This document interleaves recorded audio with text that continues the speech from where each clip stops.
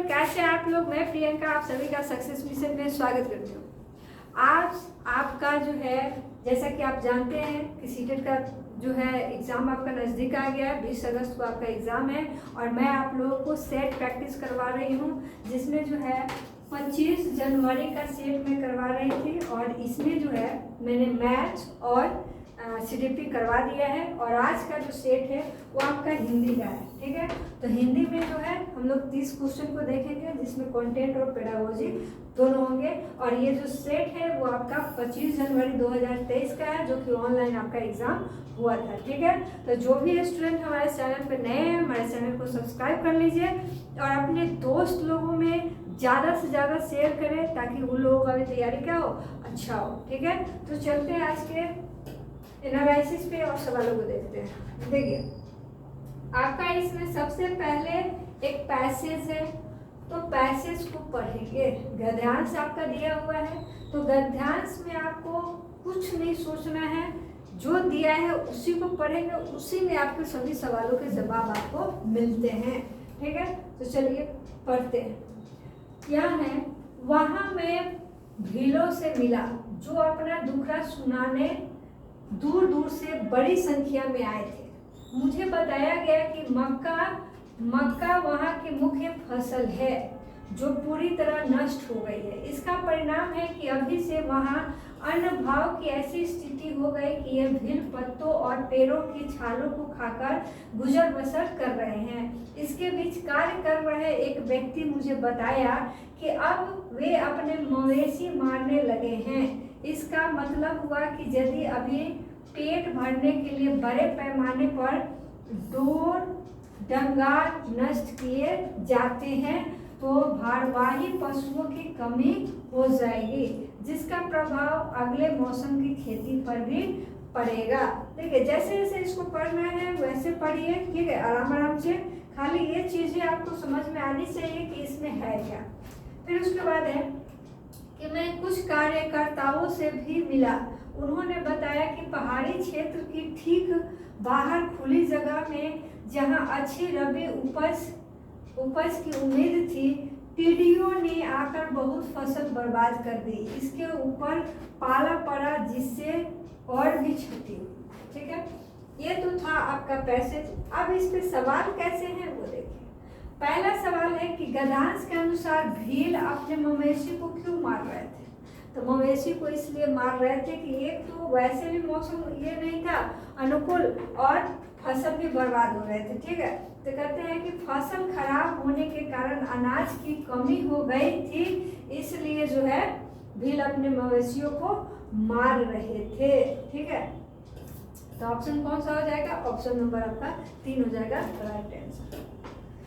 चलिए अगले क्वेश्चन है, भारवाही पशु का अर्थ क्या होता है। तो भारवाही पशु का अर्थ क्या होता है, भार ढोने वाले पशु या भारी पशु या दूध देने वाले पशु या जंगली पशु। तो देखिए, ये होता है भार ढोने वाले पशु होते हैं भारवाही पशु, ठीक है। चलिए अगला सवाल है, पहाड़ी क्षेत्र के बाहर क्या घटना घटी। तो इसमें क्या होगा कि फसल सूख गई, या टिड्डियों ने फसल नष्ट कर दी, या फसल लहरा रही थी, या टिड्डियों ने घरों पर हमला कर दिया था। नहीं, टिड्डियों ने किस पे हमला किया था, फसल पर। तो टिड्डियों ने फसल नष्ट कर दी थी, ठीक है। तो ऑप्शन कौन सा, ऑप्शन नंबर 2। मवेशी न बच जाने पर क्या होता। मवेशी न बचने पर क्या होता। तो देखिए, मवेशी अगर नहीं बचेंगे तो अगले मौसम की फसल के लिए समय से जुताई और बुआई क्या होगा, नहीं हो पाएगा, क्योंकि मवेशी से ही तो बुआई और जुताई वगैरह होता है खेतों में, इसलिए आपका ऑप्शन 2 होगा। टिड्डिया क्या है। तो देखिए, जो टिड्डिया होती है वो क्या है, तो ये तो छोटे छोटे आपके कीड़े मकोड़े होते हैं, लेकिन इसमें अब दिया है जातिवाचक संज्ञा की, भाववाचक की, गुणवाचक की, व्यक्तिवाचक। तो देखिए, ये टिड्डिया जो होते हैं जातिवाचक संज्ञा में आएंगे, ठीक है। टिड्डी ज्ञात का विलोम क्या होगा। ज्ञात मतलब जानना, अब उसका उल्टा क्या होगा, तो अज्ञात, ठीक है। तो ऑप्शन कौन सा, ऑप्शन नंबर 2, ठीक है। नेक्स्ट सवाल पे आते हैं, डोर डांगर से क्या तात्पर्य है। डोर डांगर जो होता है इसे हम लोग पशुधन बोलते हैं, ठीक है, पशुधन। तो ऑप्शन किसमें है, ऑप्शन 4। उसके बाद है गद्यांश के अनुसार भीलों की मुख्य फसल क्या है? तो इसमें आप पढ़े ही है कि भीलों की मुख्य फसल इसमें क्या थी? मक्का थी। चलिए, अनाभाव का अर्थ क्या होता है? तो अन्न का अभाव, उसी को बोलते हैं अनाभाव। तो अन्न का भाव नहीं, अन्न और भाव नहीं, अन्न का उत्पादन नहीं, अन्न का अभाव। तो ऑप्शन किसमें? Option 2 right answer. नेक्स्ट सवाल है, अब अगला पैसेज इसमें दिया है, देखिए ये आपका जो है पद्यांश है। गद्यांश में या पद्यांश में कुछ भी चीजें अलग से नहीं जोड़ते हैं, जो उसमें रहता है उसी से रिलेटेड आपके सवाल रहते हैं। इसलिए जब भी गद्यांश हो या पद्यांश हो उसको पढ़ें और अच्छे से समझ कर उसके सवालों को जवाब दें। यहाँ लिखा है, सफलता एक चुनौती है, स्वीकार करो, क्या कमी रह गई देखो और सुधार करो। मतलब अगर सफलता के लिए हम लोग सोचते हैं तो वो क्या है? एक तरह से चैलेंज है, और चैलेंज स्वीकार करेंगे तो उसके अकॉर्डिंग मेहनत करना पड़ेगा। ठीक है, मेहनत करिए, अपनी कमी कहाँ पे रह जा रही है उसको खत्म कीजिए और फिर आगे उसको बढ़िए। ठीक है, और सुधार करो। जब तक ना सफल हो नींद चैन को त्याग दो तुम, संघर्ष का मैदान छोड़ मत भागो तुम, कुछ किए बिना ही जय जयकार नहीं होती, कोशिश करने वालों की हार नहीं होती। ठीक है, तो ये आपका पद्यांश दिया हुआ है। अब इस पे सवाल है, देखिए जब व्यक्ति असफल हो जाए तो क्या नहीं करनी चाहिए? मान लिए कि फेल हो जाते हैं तो कहता है दूसरों की निंदा नहीं करनी चाहिए। इसका मतलब है क्या कि अगर आप सफल हो जाते हैं तो दूसरे को निंदा करने का सर्टिफिकेट मिल जाता है आपको? नहीं, तो ये आपका ऑप्शन ये नहीं होगा। यहाँ बोला है चैन से नहीं बैठना चाहिए, नहीं भी ही होगा, क्योंकि अगर मान लिया आप सफल हो गए तो चैन से नहीं बैठना है, फिर से प्रैक्टिस करना है, संघर्ष करना है उस चीज के लिए। ठीक है, तो ऑप्शन 2 हो जाएगा। क्या है 101 नंबर क्वेश्चन, असफलता को अपनी हार नहीं मान लेनी चाहिए बल्कि पुनः प्रयास करना चाहिए। यह कथन क्या है? असत्य है, अप्रामाणिक है, कि पूर्णतः सत्य है, कि अंशतः सत्य है? तो ये तो पूरा सही है कि असफलता को अपनी हार नहीं माननी चाहिए, क्योंकि असफलता के बाद आप और उसमें अगर मेहनत करेंगे तो अच्छे तरीके से आप उसमें सफल होंगे। 102 में है कि किन व्यक्तियों की पराजय नहीं होती?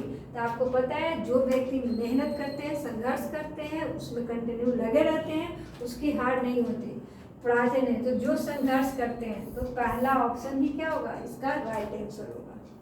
अगला सवाल है, कविता में पराजय को विजय में परिवर्तित करने का क्या सूत्र बताया गया है? तो सूत्र क्या है? कहता है जब तक सफल ना हो जाए तब तक अन्न त्याग दो। ऐसा इसमें कुछ था नहीं कि अन्न त्याग दो, अन्न त्याग देगा आदमी तो देह त्यागना पड़ जाएगा। ठीक है, कहता है जब तक सफल ना हो समस्त कार्य त्याग दो। जी नहीं, सफल नहीं है तो ऐसा नहीं कि अदर वर्क करना छोड़ दे। कहता है जब तक सफल ना हो जाए तब तक चैन से मत बैठो। तो आपका ऑप्शन क्या हो जाएगा? ऑप्शन 3 हो जाएगा कि जब तक आपका गोल जो है आप नहीं कर लेते हैं, आपका एम तक आप नहीं पहुंच जाते हैं, तब तक जो है चैन से मत बैठो। ठीक है, ऑप्शन 3। किस शब्द में उपसर्ग और प्रत्यय दोनों हैं? तो देखिए असफलता, सफलता में ता उपसर्ग, प्रत्यय तो है, इसमें अ उपसर्ग है और इसमें। ठीक है, तो असफलता में देखिए अ आपका क्या उपसर्ग है और ता जो है अ उपसर्ग और यहाँ पे ता जो है प्रत्यय है। तो आपका ऑप्शन क्या हो जाएगा? Option number 4। सफल शब्द है, सफल शब्द कैसा है? तो परिणामवाचक है, गुणवाचक है, संख्यावाचक है, सर्वनामिक है। तो क्या सफल को हम लोग काउंट करते हैं? एक सफल दो सफल नहीं ना, ये गुण होता है, गुणवाचक विशेषण है आपका। ठीक है, चलिए नेक्स्ट सवाल है, अब पेडागोजी से आ गया, पेडागोजी से। इसमें देखिए निम्नलिखित में से भाषा के बारे में कौन सही है? कहता है भाषा व्याकरण व्यवस्थाओं की व्यवस्था है। सही बात है, व्यवस्थाओं की व्यवस्था है। भाषा एक वैज्ञानिक व्यवस्था है, ये सब नहीं आएगा। ठीक है, भाषा के लिए व्याकरण अनिवार्य है, ये भी नहीं, प्रत्येक भाषा की एक लिपि है, नहीं। आपका ऑप्शन ए। अगला सवाल है, इसमें लिखा है एक बालिका अक्षरों और ध्वनियों को इस प्रकार से उच्चारित करती है जिससे आभास होता है कि वह पढ़ने का प्रयास कर रही है। इसे किस रूप में जाना जाएगा? तो उच्चारण कर रही है या क्या कर रही है? ठीक है, तो यहाँ लिखिए कुट भाषा में बदलना, तो ये नहीं होता है। अर्थग्रहण के लिए पढ़ना, ये भी नहीं। कंठस्थ करना तो बिल्कुल भी नहीं। अर्थापन करना, इसको कहते हैं डिकोडिंग करना, मतलब पढ़ करके उसकी चीजों को समझना, अर्थापन करना होता है। तो ऑप्शन 4 हो जाएगा। 108 नंबर क्वेश्चन है कि कक्षा में द्वितीय भाषा का अध्यापन करते हुए एक अध्यापिका विद्यार्थी को अंतःक्रिया करने और दूसरों को समझाने की दृष्टि से अपने घर की भाषाओं के प्रयोग की स्वतंत्रता देती है। यहाँ पर अध्यापिका किस युक्ति का प्रयोग कर रही है? ठीक है, मतलब एक भाषा के साथ दूसरे भाषा का भी आपको ये स्वतंत्रता दे रही है, तो ये बहुभाषावाद होता है। तो इसमें ऑप्शन क्या हो जाएगा? ऑप्शन आपका 3 हो जाएगा। ठीक है, और भाषा अंतरण भी होता है, तो बी और 3, मतलब 2 और 3 ये दोनों आपका इसमें राइट आंसर होगा। 109 नंबर सवाल है कि राष्ट्रीय शिक्षा नीति 2020 के द्वारा बुनियादी चरण की अवधि क्या है?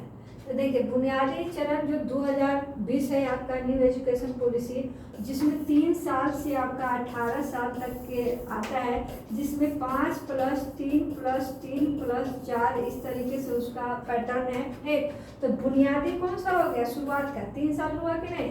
तो 3 वर्ष आपका कौन से ऑप्शन में है? ऑप्शन नंबर 2 में। क्लियर है? नेक्स्ट सवाल है आपका, निम्नलिखित में से कौन सा स्रोत बच्चों में भाषा विकास का स्रोत है? तो भाषा विकास का स्रोत क्या है कि जब बच्चे दूसरों द्वारा बोली जा रही भाषा पर ध्यान देते हैं, तो ये तो दूसरे पर बोली जाने वाली भाषा पर ध्यान तो देते ही हैं। उसके आगे भी पढ़ते हैं, कहता है गर्भावस्था के द्वारा माँ द्वारा बोली गई भाषा। अभिमन्यु तो नहीं है कि गर्भावस्था में जो भी चीजें हो रहा है वो सभी चीजें सीख रहे हैं। चलिए, बच्चों को जन्म देते समय माँ द्वारा बोली जाने वाली भाषा उस समय भी नहीं होता है। कहता है बच्चों के साथ बातचीत करते समय अक्सर बोली जाने वाली माँ द्वारा भाषा, क्योंकि बच्चा माँ के साथ रहता है और माँ अक्सर जो भी बातें बोलती हैं तो वो सीखता है, अनुकरण करता है। ठीक है, तो ए ऑप्शन भी छन जाएगा आपका। ऑप्शन नंबर उस परवल कौन है? आपका 4 ऑप्शन है। क्लियर है? अगला सवाल है कि एक बालिका ने अभी हाल ही में बुनियादी चरण में प्रवेश किया है, वह दीवारों और फर्श पर इस तरह की आड़ी तिरछी लकीरें खींचती है जिसका कोई आकार या प्रतिरूप नहीं है। बच्चों के भाषा के इस कार्य को किस रूप में जाना जाएगा? तो ये आपका, जब जानते हैं कि जब छोटा बच्चा पढ़ना शुरुआत करता है तो जैसे तैसे कुछ भी लिख देता है। ठीक, तो ये आरंभिक साक्षरता उसको हम लोग मानते हैं। ठीक है, चलिए नेक्स्ट सवाल है कि एक बालिका ने अभी हाल ही में बुनियादी चरण में प्रवेश किया और वह दीवारों पर, तो ये तो आरंभिक साक्षरता, ये तो सवाल रिपीटेड है। चलिए 112 नंबर सवाल है कि निम्नलिखित में से कौन सा कथन भाषा अधिगम के बारे में सही नहीं है? सही नहीं है ये पूछा है। कहता है बच्चे साथ साथ कई भाषाएं सीखते हैं। बच्चे साथ साथ कई भाषाएं सीखते हैं, सही बात है। प्रथम भाषा दूसरी भाषा के व्यवधान डालती है, व्यवधान वगैरह कुछ नहीं डालती, तो बी ऑप्शन गलत होगा। भाषा अर्थपूर्ण संदर्भ में सीखी जाती है, सही बात है। भाषा नियमों पर निपुणता, नियम वगैरह इसमें नहीं आती है, तो ऑप्शन डी भी गलत। तो बी और डी किस में है? बी और डी आपका ऑप्शन 2 में। क्लियर है? नेक्स्ट सवाल है आपका 113 कि कक्षा 5 का एक विद्यार्थी और उन पेड़ों के बारे में एक अनुच्छेद सुनता है और वह ध्वनि, शब्दों और उसके बाद समग्र विचार बिंदुओं पर ध्यान केंद्रित करता है। श्रवण के इस उपागम को क्या कहा जाता है? तो बॉटम अप उपागम इस तरीके को बोला जाता है। क्या? बॉटम अप उपागम। नेक्स्ट सवाल है, एक अध्यापिका कक्षा 5 के विद्यार्थियों को तरह तरह के जीवामुग्रन गीत, मतलब टंग ट्विस्टर जिसको होता है, जिसके जीभ का एक्सरसाइज कराना, वर्ड को बोलवाना बार बार करवाती है, तो वो शिक्षार्थी को क्या सिखाना चाहती है? उच्चारण करना। ठीक है, मतलब हर तरीके के आड़े टेढ़े तिरछे, मतलब जो जैसे भी वर्ड होते हैं टक टक, वो सभी का उच्चारण करवा रही है, तो इसका मतलब उच्चारण होता है। ठीक है, अगला सवाल है 115, निम्नलिखित में से कौन सा संकेत भाषा में सही नहीं है? सही नहीं है ये पूछा। तो संकेत भाषा की व्याकरण होती है, ठीक है। संकेत भाषा प्राकृतिक भाषा है, ठीक है। संकेत भाषा की व्याकरण नहीं होती है, जब है तो नहीं होती है, तो यही आपका क्या है? ऑप्शन सही हो जाएगा, क्योंकि नहीं इसमें पूछा है तो यही होगा। अगला सवाल है कि एक अध्यापिका अपनी कक्षा में 2-2 जोड़ों में काम करवा रही है। वह 8 वाक्यों के एक अनुच्छेद से एक वाक्य एक विद्यार्थी, दूसरा वाक्य दूसरा विद्यार्थी, इस तरह से बारी बारी से पढ़वाती है। विद्यार्थियों को अपने जोड़ीदार से सुने गए वाक्य लिखने और वे अनुच्छेद पूरा लिखकर एक दूसरे को दिखाते हैं। उन्होंने सही लिखा है या गलत या नहीं। भाषा अधिगम की इस गतिविधि को किस रूप में जाना जाता है? तो इसे हम लोग पारस्परिक श्रुतलेख बोलते हैं। ठीक है, तो ये हो गया आपका ऑप्शन एक, पारस्परिक श्रुतलेख। एक भारत श्रेष्ठ भारत क्या है? तो विद्यार्थियों में भारतीय भाषाओं और संस्कृति को समूलता करने का भारत सरकार द्वारा फ्लैशिंग कार्यक्रम। तो ये आपका ऑप्शन एक ऑप्शन ही है आपका इसमें सही है, तो अगला पढ़ने की जरूरत नहीं। ठीक है, नेक्स्ट सवाल है आपका, एक अध्यापिका अपने विद्यार्थियों के कक्षा और कक्षा के बाहर किए गए अधिगम के उदाहरण संग्रहित करके समग्र आकलन हेतु उसका प्रयोग करती है। तो आकलन की इस प्रक्रिया को क्या कहेंगे? तो ये होता है आपका पोर्टफोलियो। पोर्टफोलियो में ही पूरी चीजें आपका नेगेटिव पॉजिटिव सारे चीजें उसमें जो होता है आपके आकलन के लिए लिखा होता है, तो वो पोर्टफोलियो होगा। 119 नंबर सवाल है कि भारतीय संविधान में हिंदी भाषा की क्या स्थिति है? ठीक है, तो हिंदी भाषा जो होता है कार्यालयी भाषा है, इसे राष्ट्रभाषा हम लोग नहीं बोलेंगे क्योंकि हिंदी को अभी राज्य भाषा तो है लेकिन राष्ट्रभाषा की भी संज्ञा नहीं दी गई है। और इंग्लिश जो होता है, जो कि इंग्लिश वो सहकार्य भाषा होता है इंग्लिश। ठीक है, तो यहाँ ऑप्शन हमारा एक होगा, हिंदी के बारे में पूछा है तो ये कार्यालयी भाषा है। और ये रहा आपका 120 नंबर सवाल जो कि लास्ट है। ठीक है, अंतिम सवाल है हिंदी का। एक बालिका जब विद्यालय में प्रवेश लेती है उसके पास अपनी मातृभाषा है, क्योंकि कोई भी बच्चा अब स्कूल में जाता है तो स्कूल जाने से पहले मातृभाषा वो सीख चुका होता है। साथ ही समाज में बोली जाने वाली भाषा है जो उसकी मातृभाषा से भिन्न है। विद्यालय में माध्यम की एक अलग भाषा है। इसके भाषा अधिगम के संबंध में निम्नलिखित में से कौन सा कथन सही नहीं है? इसमें गलत कौन है ये आपसे पूछा है। ठीक है, तो कहता है उसके विद्यालय में उसका भाषा अधिगम दूसरे भाषा के ज्ञान रहते सफल रहेगा। सही बात है। चलिए, उसकी मातृभाषा और दूसरी भाषा विद्यालय भाषा व्यवधान डालेंगे तो ये आपका गलत है। ठीक है, मतलब व्यवधान नहीं डालेंगे। आप अपनी मातृभाषा सीख के भी जाते हैं तो भी आपको दूसरी भाषा सीखने में आपको कोई तकलीफ नहीं होगा। तो आपका ऑप्शन कौन सा इसमें हो जाएगा राइट आंसर? ऑप्शन नंबर 2 हो जाएगा। ठीक है, तो ये था हमारा हिंदी का 30 सवाल जो कि हमने सीडीपी, मैथ और हिंदी तीनों करा दिया।